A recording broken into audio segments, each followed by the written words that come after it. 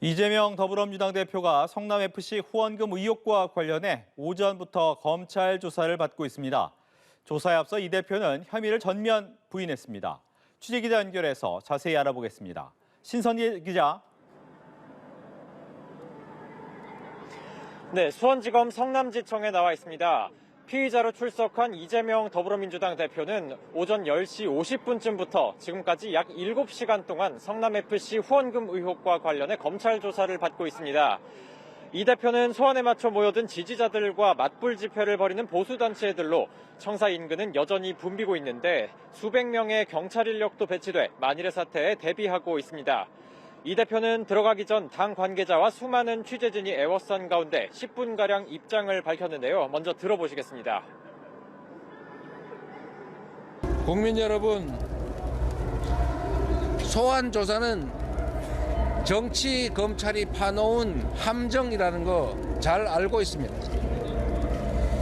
특권을 바람봐도 없고 잘못한 것도 없고 피할 이유도 없으니 당당하게 맞서겠습니다.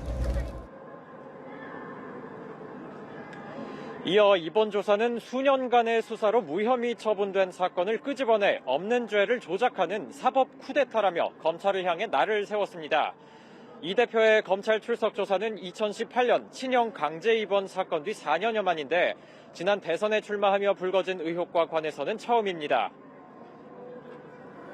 검찰이 이 대표에게 적용한 제3자 뇌물죄를 놓고도 법적 공방을 벌이고 있을 것으로 보이는데 핵심 쟁점이 뭡니까? 네, 이 대표는 성남시장이던 2014년에서 2016년 기업들의 각종 민원을 해결해주는 대가로 자신이 구단주로 있던 축구팀 성남FC에 후원금을 유치한 혐의를 받습니다. 두산건설, 네이버 등 기업들의 건축 인허가나 토지 용도 변경과 같은 편의를 봐주는 대신 제3자인 성남FC에 후원금 명목으로 160억여 원을 내도록 했다는 건데요. 검찰은 이 대표가 자신의 정치적 이익을 위해 청탁을 들어주고 후원금을 유치했다고 의심합니다.